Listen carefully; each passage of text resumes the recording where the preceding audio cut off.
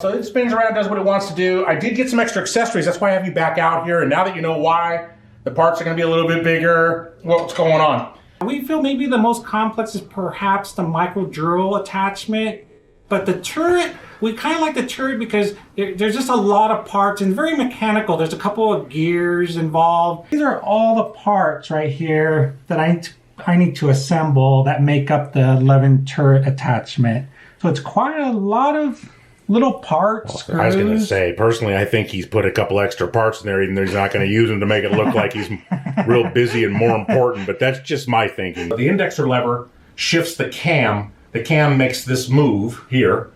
So let's say this is the drill bit out. Let's say this is the spindle of the Levin lathe here, where my finger is here, you see.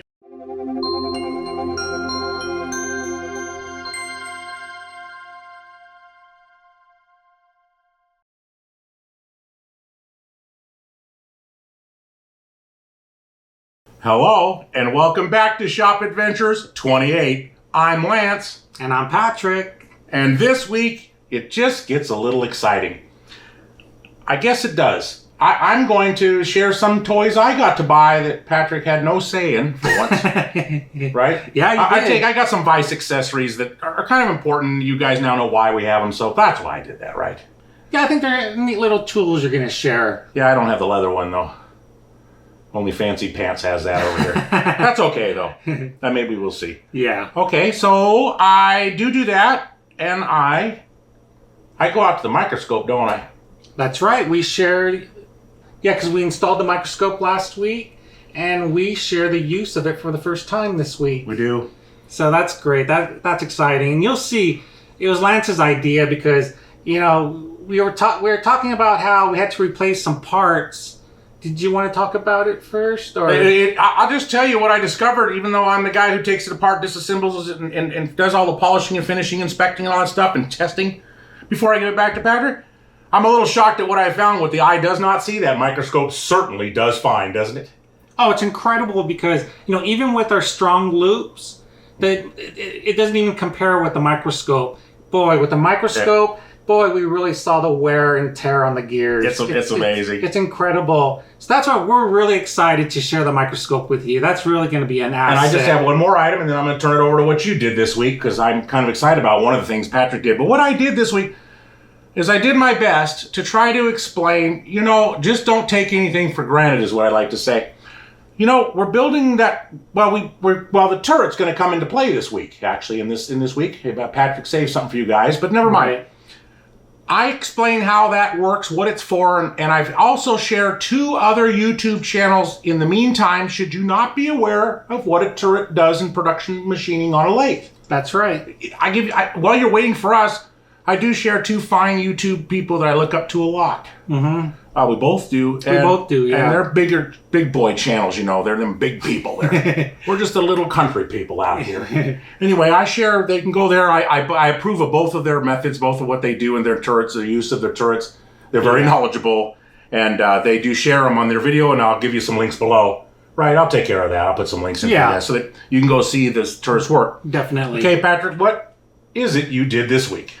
Well, overall, I have great news. And, Guy, what a relief. I finished all the Levin Lathe accessories. Yes. Finally. Boy, I'm telling you, we've been waiting for this day. Oh. Lance actually had finished his part for a while.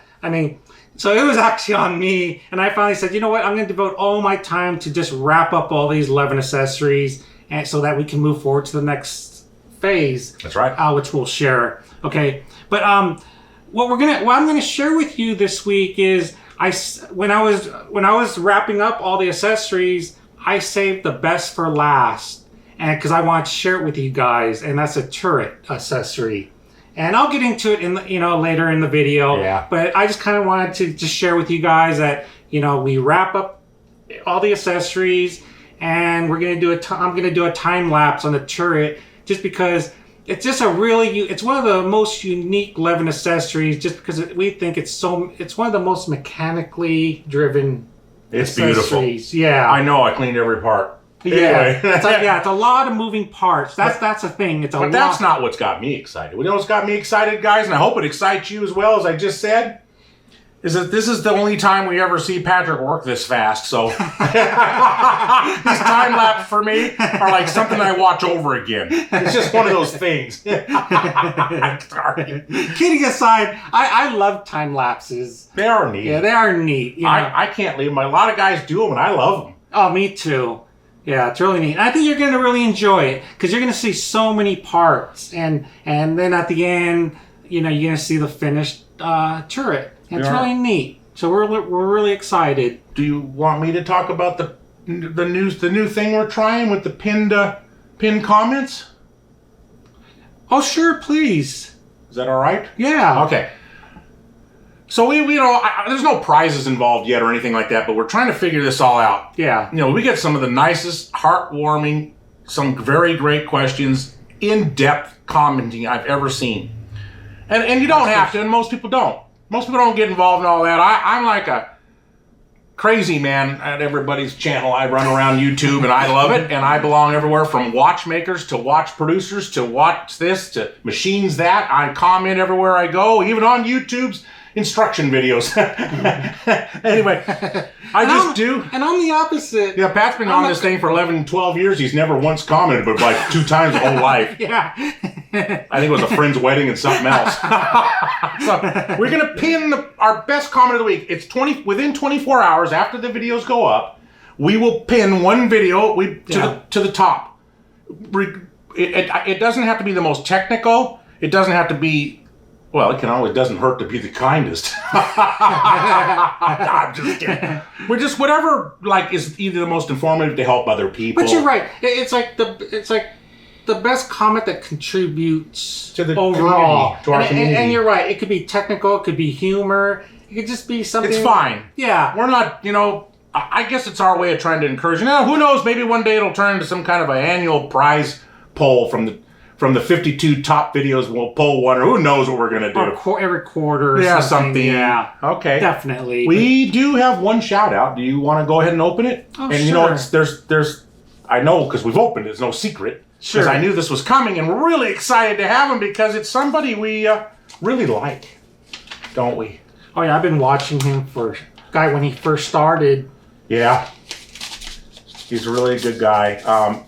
He sent us these stickers, and we just love our channel stickers. We don't have them placed yet. We say that every week.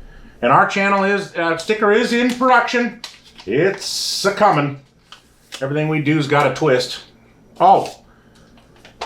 It's from Chuck at Outside-Screwball. I'm sure you know which one's first. He's had 3 channel stickers that we know of. Okay. So, I'm pretty sure this is the first.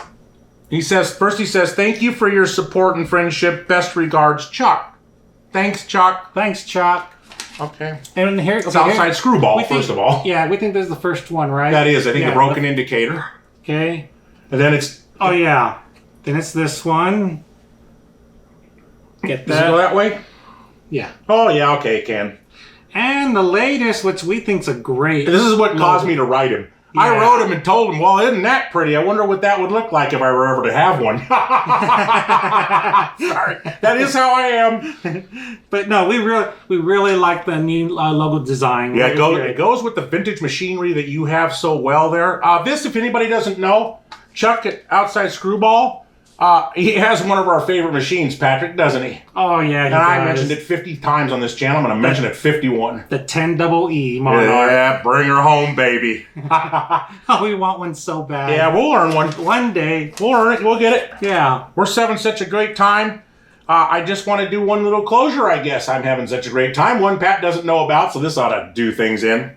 Okay. Ready? Okay. Well, once again... Patrick and I would like to thank each and every one of you for your unwavering and continued support of our channel. Wow, what a pleasant surprise we have today. Look who's stopped by to see us. For some of you who might not remember, most of you probably do, Joe from the Marine Corps, that's just about 22 miles from here, isn't it? Yeah, it's right about a half-hour drive, depending on traffic, which there's never much of. But happy to be able to get back here today. That's pretty good. Yeah, he came by to pick up that present we shared last week. The gift we wanted to get him off to a good start. Yeah, the Marshall cross slide. Yeah, because he recently restored a little Peerless watchmaker lathe. Is that what you have there, Joe? Yeah, so it's actually, I brought in the spindle, and they haven't said anything about the bearings or anything, so I'm going to assume that I did an okay job. It feels great. If it passed first glance. But yeah, brought in the spindle off my little Peerless. Sure looks nice. Thank you. And looking forward to cracking a couple little projects on the cross slide here that Patrick got me up to speed on. Great. And if nothing else, I'll be asking more questions, I'm sure. Oh, better change the number. This won't be the last time you're likely to see Joe. We think we'll see him one more time before he heads off to watch school, which is what started this whole thing, is Instagram, him and Patrick, watch school. And before he heads off, I think in the summertime coming up. Yep, looking at August, probably. August, is Okay. it? Anybody special out there for Joe that he'd like to say hi to today, or somebody might be watching? Yeah, so, well, the last time I was on one of these videos, so I have a 9-year-old daughter, and as some of you might know, they're kind of hard to impress, as it turns out, but I figured out that showing up on YouTube is pretty much the one way to impress my daughter. So, hi, Melly. Hi, Melly. Yeah, Hi, Melly. excited to, maybe... impress you again this week. So, if nothing else, I'll see you in about a half an hour. All right, is that it, Pat? You got anything you want to say? No, that's good. Just he's got to take care of this, right? Pat's been giving him some harsh lessons over here, just so you know. I've been watching when he's going, you do this and don't do that, and you put a coat here, and that's that. Make sure it's always oil. Always on. Smooth. I'll take good care of it. Great. All right, well, thanks, Joe. Great to see you. Yeah, thanks, Joe. Good to see you guys. Okay, we're in the machine shop, and Lance wants to share something. Yeah, you. No, blue. Oh, blue. Okay. Well, now that you've seen that dynamic opening, you can clearly understand kind of why last week we brought up that vise we bought. Why would we don't share stuff we get in unless it's a gift, right? Or a donation to the museum or whatever we're doing. Okay. So this PanaVise is great. Remember, it can spin around. It can get me anywhere I want to go. This is for working in front of for 8 to 10 hours a day. So that's what the deal is, right? So it spins around, does what it wants to do. I did get some extra accessories. That's why I have you back out here. And now that you know why, the parts are going to be a little bit bigger. What's going on? Okay, so there's my little vise. It works really good. And then I got this in. This is going to be to hold. This is great. I'm all excited because, see? Oh, yeah, that installs really easily. Isn't that nice? And I can spin it around and do anything I want. And it holds, it'll hold a micrometer. That's what this is about. Of course, I'm not going to share. I'm not a man of secrets. I just don't know which micrometer I want. The one I really, really want is really, really, really expensive, and I'm not used to anything fancy in my department. Anything we have extra money for goes to the manufacturing, goes to Patrick. It's just the way it is. That's fine.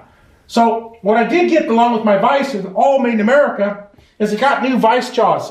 See, let me take this one out. And I love this micrometer holder because it keeps the temperature off me and lets me set it. It lets me just check little parts and sit here my full shift. Anyway, so there's and just in case if somebody didn't watch last week's video, just want to explain this base? Yeah, it's Blanchard ground. They don't really sell very many, actually, turns out. They sell a lot of the vise. They sell a lot of a circle ring, right, Pat? You have the circle rings. Yeah, I have the circle one. Pat has these vises. They're like old school to him, but they're brand new to me out here. Yeah, I've never used them for watchmaking. They're actually used in my electronics shop. Right, they're too big. Yeah, they're too big. I mean, I didn't use them for finishing parts ever in this place. We never made a part that big in my life. Not like you now know what we're doing. That's a good point. Okay, so look, I got these vise jaws. They range in like $2 to $20, I think. No, $12, I'm sorry. Don't blow it out of proportion. Yeah, about $13 is about the most expensive. And this one's nylon, just the standard replacement, actually, that came with the vise. But I went ahead and bought I just buy one of everything. And I'll tell you why, though, because it's only $2. It's good to have a backup. Yeah, sure. come on. It's probably going to be my most worn one. Then I got a pair of the nylon grooved. I got a pair of the plated steel, a pair of brass, which I really like. And I got the high heat, which is 500 degrees. Patrick was going to bring that up, but I already know. But is it Fahrenheit or centigrade? It's Fahrenheit. It's American Fahrenheit. Okay, so that's these. Patrick also wants me to make sure I mention this, right, Patrick? Yes, certainly, guys. Really? Yeah, we can make these. Oh, right. We can do you one better than most people, though. We can make these screws. They're a little bit big, but we can make them, right? Right, and it's actually quite amazing that these accessories are actually made in the USA too, right? Yeah, they are. So it is quite amazing that you can buy like these soft ones for only a few dollars. Yeah, shop around a little bit on the internet. The prices are all over the map. They are. Because this base was going to cost me more, and then it cost me less, and I got it about a mid-range because I was afraid of the lowest price one. That's right. When you go shopping, you really got to watch out for the shipping price too, because you may get attracted with the cheap price, but they'll charge you like $30-$40 to ship that base. Yeah.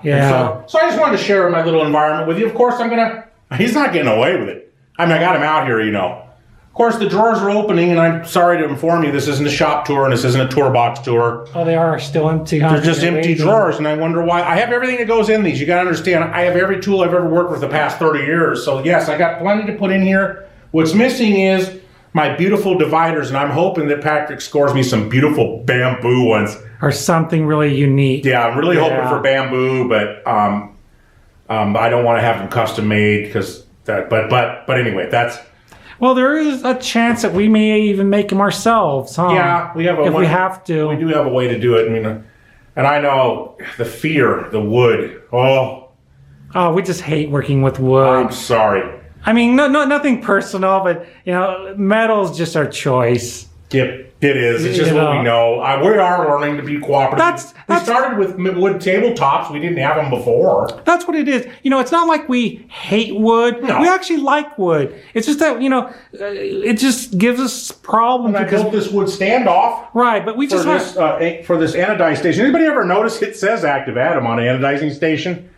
Tank heat controls. I just like to share because when we do something, we do really nice. And oh yeah, we had this made, custom made. We didn't make it. But not the panel itself, no. Not the panel itself, but we populated it, built it ourselves. But I just put it on this wood. We work with. We're not anti-wood. In fact, I'm out working on the quote grinding hut. Okay? That's right. So we'll be bringing updates on that in a few weeks, right? I'll bring them out in a few weeks because I let all the snow melt now, all the ground dry up, and all right. Since we made that video, we had the snowfall and all that, right? Yeah, well, I was famous on Instagram for about 4 seconds. got a whole bunch of pictures of me in my summer attire, which is all you own when you live in Southern California, especially in the desert. Oh yeah, we don't own coats here. No. No, we don't even have any big boy pants. No. Okay, that's it. I just want to give you a little update, so now you kind of got the whole picture put together. I'm feeling good about it. Oh, great. Thanks, Lance. Thank you. All right, we're out to see Patrick in the workshop. He has some educational pull-out video updates and a little bit of a talk. That's right. Yeah, I don't have much to show this week, but I've been really busy. Whoa. I've been really busy. Just give you a recap. I think it was 2 or 3 weeks ago, Lance had completed doing his part on all the Levin accessories for our Levin lathes. The milling attachment, grinding attachments, across slides. I mean, all our accessories we went through.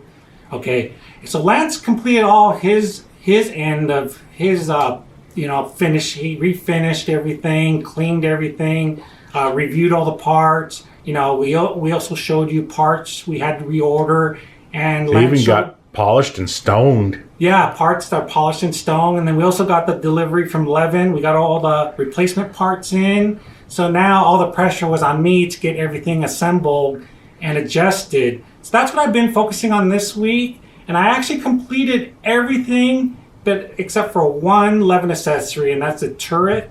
And I saved that one for last because I actually want to share that with you guys. And the reason I want to share it is because we feel it's the most mechanical, right, Lance? Yeah, it is. It's not the most complex.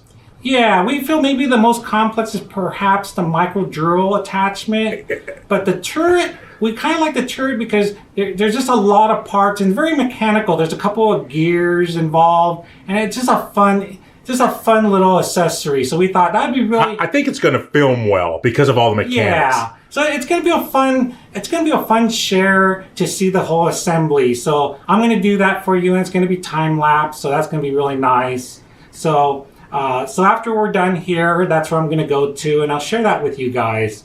Okay, the other thing I wanted to share was you know, periodically I get little messages here and there from our viewers. He's being nice. About It's a lot more often than you think, and it's from all over the world. Yeah, and this is in regards to the rebuild of precision spindles. Okay, and I kind of want to give you guys an update because what you saw last week, you saw where I wrapped up the Levin Lathe setup, our older model. And so we're done with that. So we have one Levin setup fully operational and working, which is great. Okay, now I'm sitting in front of our newer model right here. Okay, and this one's a little more involved because before I can wrap this up, I don't have a working headstock spindle for this machine. So the time has come for me to focus on rebuilding the spindles, the headstock spindles for this Levin setup, and also for a couple of our accessories. Okay, so I kind of want to give you guys a heads up, especially those that have been really looking forward to these videos rebuilding these headstocks. Well, they're going to be coming really soon. I'd estimate probably in the next couple of weeks. And just so we're understanding, everybody's clear, just because I'm a little bit behind the coordinating of this, just a little bit. And even though it is a 4 to 5 part series, they are all coming out at one time, though, right? That's right. Yeah, we're gonna everything from what tools you're gonna need to start with, all the way through to the last detail and kits. And the reason it's in sections isn't just for time; it's also for you to reference it. Yeah, and that's a good point. You know, it's going to be a multi-part series. I think we estimated about 5 parts. Yeah, 4 or 5. Yeah, I can't. 4 or 5. I think 5 perhaps. Well, anyway, what Lance is saying is we aren't going to release part 1 and then a week or 2 later do part 2. We're going to release all 4 or 5 parts all at once, so they're all there. And we're doing parts because the first one's going to be more of introductory. Kind of introducing you to the tools that are needed, the type of bearings. I got to butt in. Let me explain. I have been behaving today, honestly, guys. If you notice, I haven't been cutting him off. I'm not making funnies. I do those in my own little shoots now, but unfortunately, this was a great excuse for Patrick to buy the greatest indicators I think I've seen in quite a while. And they're really neat. The first video in the series is the one where he lays out all the tools and shares all the stuff. He got to get some new tools.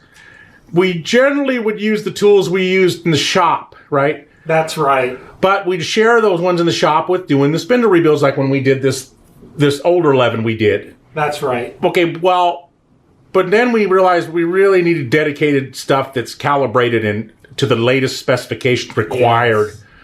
To assure that these spindles hold that 50 millionths total indicator run out. So I just wanted to cut in there for a minute because I can't let him slide by with all those orders he makes all the time. Yes, I'm really excited because I got some new tools while I was at it. And they're so shiny. Of course, I was able to justify the purchase of these tools for these videos. So see what he's willing to do for the YouTube viewer.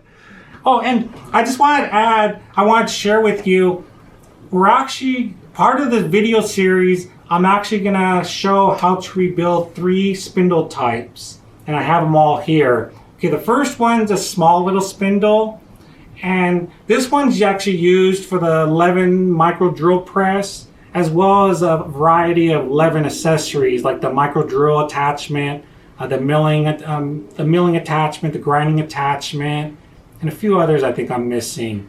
But it's a little spindle, and then we've got an open headstocks or open style headstock, and this was Levin's first model that they released. This goes way back. These are more. That looks a lot like our older one we rebuilt over here. That's right. The model you saw last week, fully functional. This is the type of headstock it uses. With the pulley on there and everything. Yeah, and this headstock is actually for the older model you saw last week. What we currently have installed on the lathe right now is a 10 millimeter collet headstock, and this is our 8 millimeter headstock that we thought needed to be rebuilt. So that's why we're going to be doing this. Okay, and then more important for this lathe, we got the closed headstock, or also referred to as a square top headstock. And this is our 3C collet headstock, and we're going to be rebuilding this. And this lathe also has, let me bring it. Now, these are Levin's latest headstocks. That's a current model they use today. That's right. If you buy a Levin Lathe today, this is the style of headstock you will receive. It's square. Yeah. So this is our 3C collet headstock. And then for the same lathe, we're also rebuilding a 10 millimeter collet headstock. So 2 of them for this lathe. So that's kind of exciting. We aren't gonna show the 10 millimeter just because they're kind of redundant. So we're gonna be focusing on the 3C. So there's going to be a 3C collet headstock, closed style, an 8 millimeter headstock, open style, and then this is a little 8 millimeter collet, tiny spindle. Now, I'll have to come in again here, and that's only because what's going to happen is these are additional videos that most viewers are not going to be interested in. This is really for the guy that has a spindle and wants to rebuild or wants to learn more in details, or maybe you are a viewer. You like details. You want to know how every nut, bolt, and washer works around here. That's what we're about. So, yeah, these are pullouts called educational pullouts. They're not part of Shop Adventures. But the highlights of what he's filming, we're going to clip out and share in Shop Adventures because it is the work we do during the week. Whatever we're working on that week, parts and pieces of it, along with our regular work of making our product and all those great things, will be in there. So that way everybody gets to be included, come along with this journey, and nobody's cut out because, well, which avenue do I go? Educational video? Do I want to go lifestyle? Do I need to go Shop Adventures? No, you just go Shop Adventures if you want to go with the ride. If you want really finite details, come on over and look at some education. It's going to be fascinating. Right. Oh, one thing I should add, all these spindles and headstocks that Levin produces, they all, when you buy them brand new, they all have a total indicator run out of 50 millionths of an inch. Is that right? That's right on the money. 40 or 50, I forget. That's okay. Yeah, but I mean, I promise you won't see the difference. Yeah, that's true. And they all use angular contact bearings, matched pairs, ABEC 7s or class 5s. So very high precision. And obviously, because we're rebuilding these, in order to try maintain that high precision like you would buy new, we do have to grind the collet seats of all our spindles, or the spindles within the headstocks, and then this spindle. So it's going to be a lot of fun, a lot of learning, and it's going to be sharing what we do here, what we've been doing. It's just we're just sharing with you, and we're actually glad to have you along. Yeah, we're actually really excited because there are no videos on YouTube that show the rebuilding of these spindles or headstocks from Levin. So this is really exciting, and we're really fortunate that we've had mentors in the past and current that have shared, see, back in the older days, prior to CNC, Levin lathes were used for micromachining of really tiny parts. I mean, you'd have machine shops with 8, 10, 20 of these Levin We actually knew these people. Yeah, we knew these people. And just imagine if you have a dozen Levin lathes in your workshop, you aren't going to be sending all your headstocks out to get rebuilt. You're going to learn how to do it yourself. And pretty soon you're going to get, you're going to know the tricks, and you're going to start making little tools. And we're fortunate to be given some of these tools too. So we have a lot to share. We're really excited. So just wanted to share that. So that's about it. Well, that's a nice introduction to the educational pullout series. Yeah. It's better than I was going to be able to do for us. So that's fantastic. Thanks, Patrick. Oh, thank you. See you guys around. Bye. Oh boy, I see that we're getting ready to do something special. We're going to be doing something to share with you right now, because look at who's smiling. Look at that special setup he has above his head. And, hey Patrick, what is going on today? Well, I'm ready to start the assembly process on the turret. Okay? And I was just about to do it, and obviously I had to call you because I just wanted to pop in really quick before I start the process, because I thought it'd be good to kind of, just talk about just a few little quick points, before I start the assembly. Because, once I start recording the next stage, it's going to be time lapse, and it's going to go really quick. So I thought, before I do that, let's bring you on in, and maybe you can get a good view of all the parts. Because, these are all the parts right here that I need to assemble that make up the Levin turret attachment. So it's quite a lot of little parts, I was going to screws. say, personally, I think he's put a couple extra parts in there, even though he's not going to use them to make it look like he's real busy and more important. But that's just my thinking, Yeah, makes it look. Yeah, add a little few screws and There's stuff. a couple of duplicates laying there.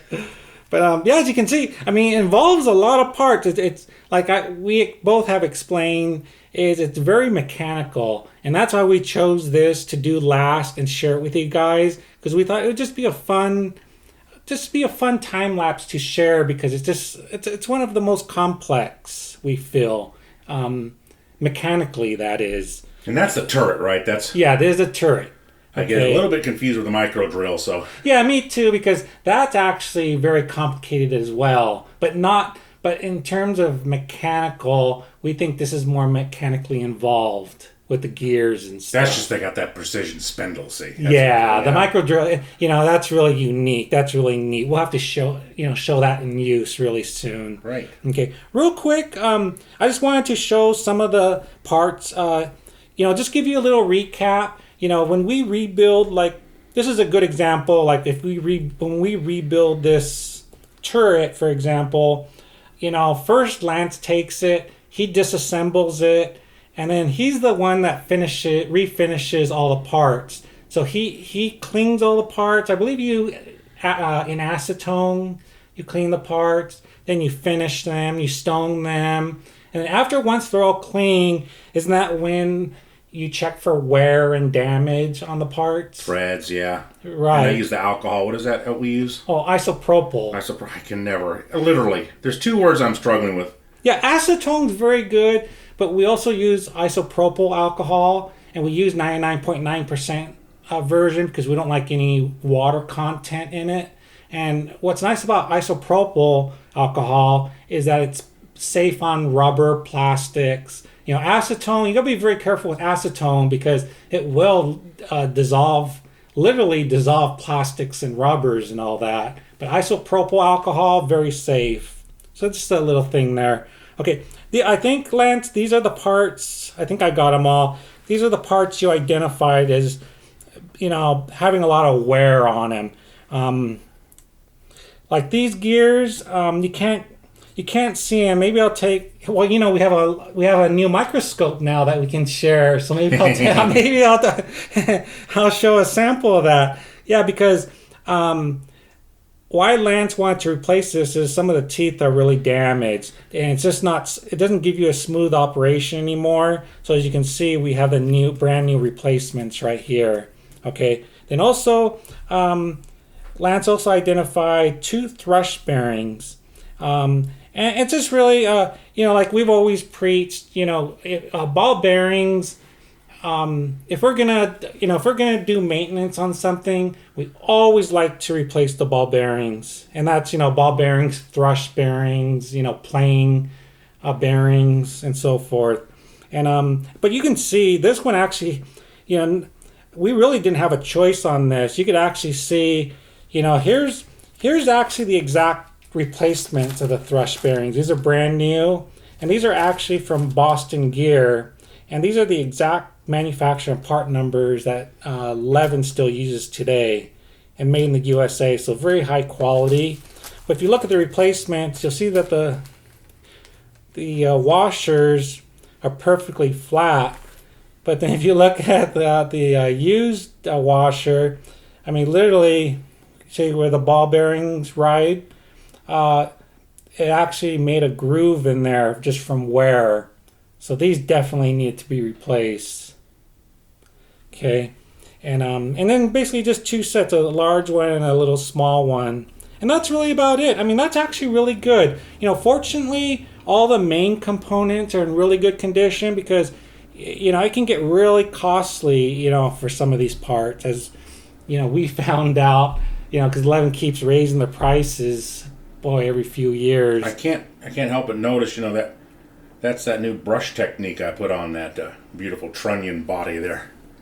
Oh yeah. I was having a hard time getting a focus on you. It was such a beautiful, has some fine lines there, my man. Well, you know what it is? We really like to get our finishes back because, after using this for years, they just get all dingy and scratched up, and so yeah. So and what Lance is talking about is you've got all these different angles. So but so this is gonna look really nice all assembled. But I think that's it. I just wanted to share. That's what I want to share. I just want to share. Give you a good view of all the parts and kind of give you a recap of the parts that Lance identified as needing to be replaced, and that's really about it. So I'm ready to get started. All right, well, thanks for that update. We'll see you soon.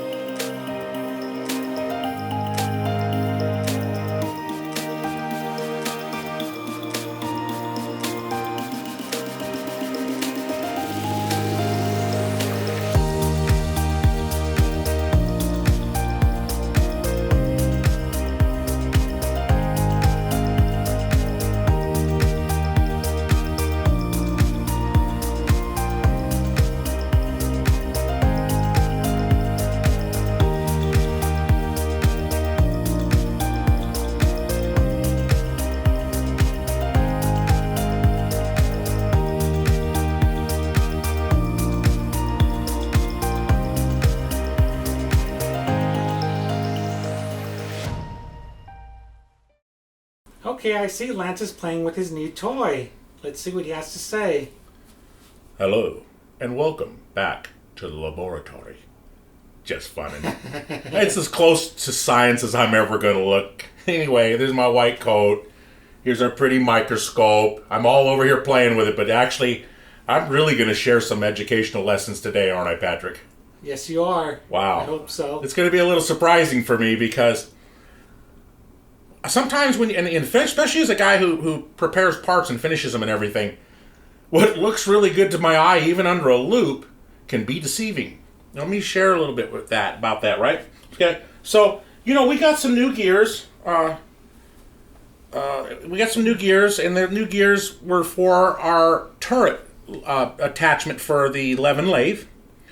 And, the way it works is the indexer handle, the one we shift, basically, like a shifter. So you make a cut, a drill, or whatever, and it turns, and when you shift it, it turns this one here, which sits under the turret itself. The turret has 6 positions. Okay, right? That's right. And, these 2 gears, first of all, they're not adjustable, so wherever they're worn, that's where they are, if it sits like that or not. Can you see that? Oh, there. See, I can smash them in here right now, and it looks wonderful, but that's not the real world. Where they sit is actually like that. Right. And you see there's this slot. So this is just fascinating because, to my eye, cleaning all these parts, which I clean the bad ones, we clean everything because we don't know what we have until we get underneath it, right? That's right. Okay. So here's a pair. A new one. Oh, yeah, there's a good... Here's the new gear and the old gear, right? That's right. Okay. Oop, they fell to the floor or something. And I got them back. So, which one's good and which one's bad? Yeah, and this is what really surprised us. To the naked eye, you think they're both good gears, huh? There's no curved or bent teeth here. There's no missing teeth. There's no obvious. Not Right. that kind of wear. Right, and there's no severe damage. It's not like one of the teeth broke off or anything like that. But this is what's so important by a microscope, isn't it, Lance? Well, this is why we have it. Right. I mean, we've done this all along, but we never got to do it with a big screen and share it via the internet through the computer and all that. Okay. Right. So let me put these in. Want me to put these in? Yeah. Okay. Now I'm going to give a little lesson on the turret.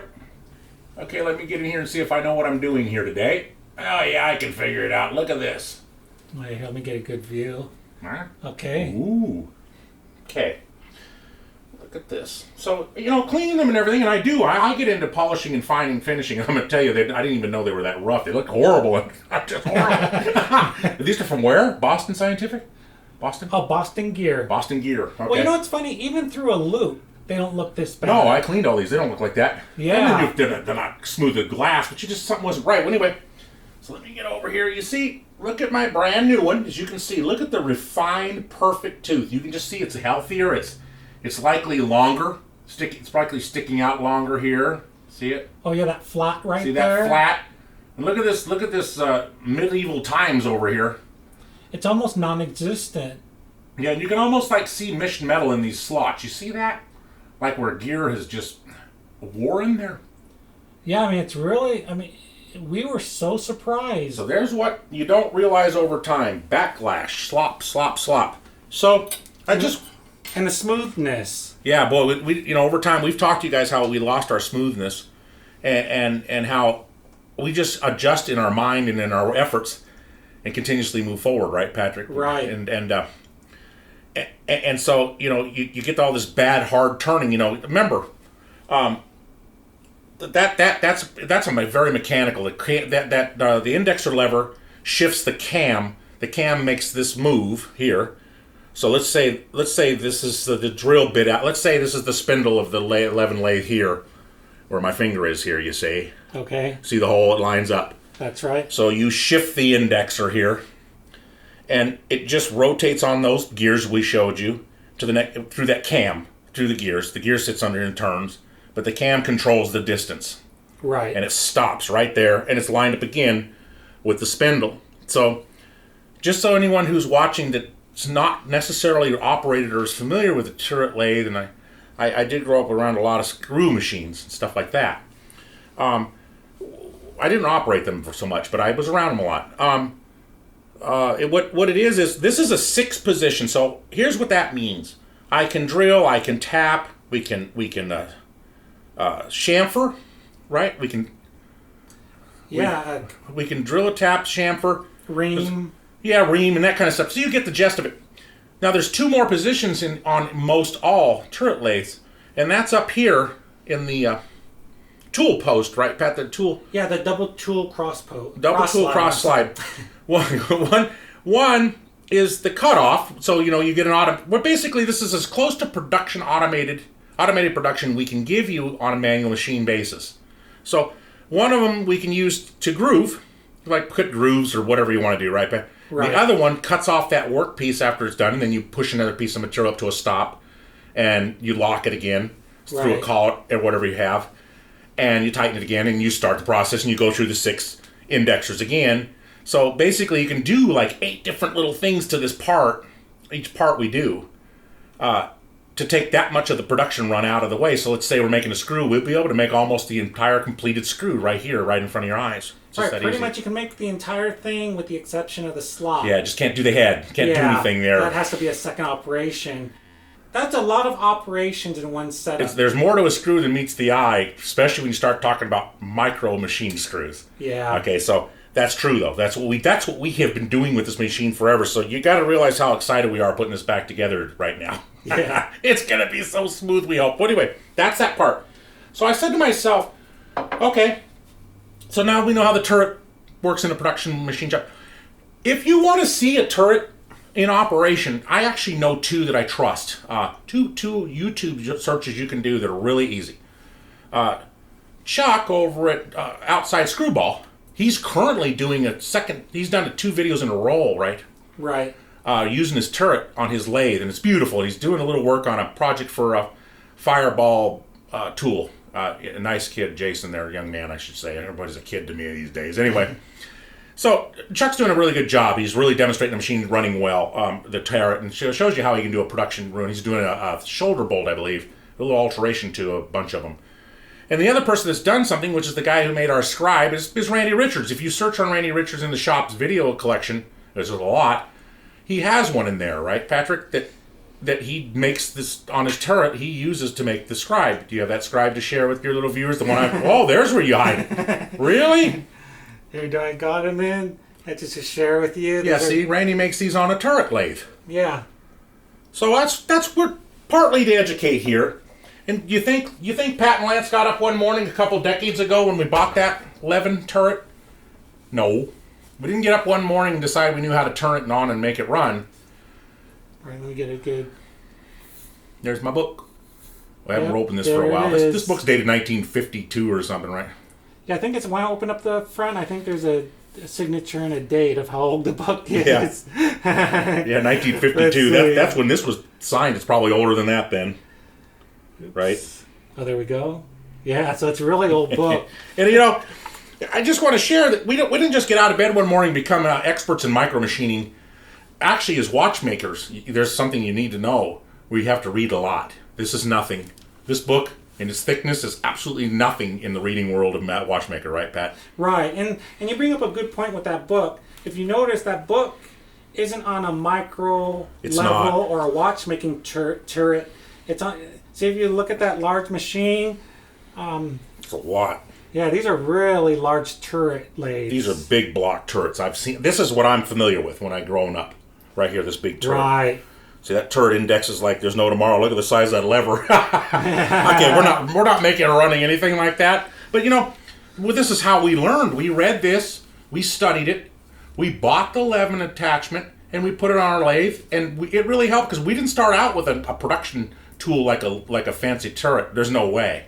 So I just want to share that. It's all about reading in our world, and there's a lot of books out there on the subject, and mostly, unfortunately, the books are mostly older books. On larger machines, too. Yeah, or whatever. Yeah, whatever we had to do to find it. Right. We're going to be doing and sharing the micro machine version of turret lathe work, and you're not going to find that available today. That's right. That's why we're doing it, right? Yeah. Okay, one more little babbler here. Show off our little microscope. I don't clean bearings. We don't clean them because we replace them. That's just automatic here. I just give them to Pat for a reorder, and he figures out where to get the correct old stock, or as close as we can get, right? Right. They're inexpensive enough where it's just better just to replace them. That's the way we feel about bearings in general. We just don't clean them. Yeah. We study them to make sure there hasn't been some kind of force damage on certain. Yeah, sure we do that. Don't get me wrong. We do, and we do keep a lot of our old bearings yeah. just to study. Yeah, to study. So I'm gonna take it back over here. I've showed you these little teeth, right? Yeah. Okay. Still good. Okay. This is the actual bearing cage from a thrust bearing. And next to that thrust bearing, can I get one in? Yeah. See, you're gonna see what we thought was a grooved precision ground washer. It's actually what they call a groove. We thought it was a grooved race. Yeah. Well, that's not. That's wear. And you got to remember, this is just a cross slide stuff. So, want to show them what a new washer looks like? I can. Let me just do that while I'm here, because I was out here trying to just share. This is what we should be seeing. Yeah. See, the one on the left. That's how that used to look. Yeah, we wore that in there. You see that? We wore that groove in there like there's no tomorrow. It just over time. And remember, there's no pressure here. This is just. But let me share a little quick thing in research. First of all, Levin never uses a grooved race on their thrust bearings, and there's a reason. There's no drag and no force. Right. You sacrifice when you use a groove race. You sacrifice torque, right? Friction torque.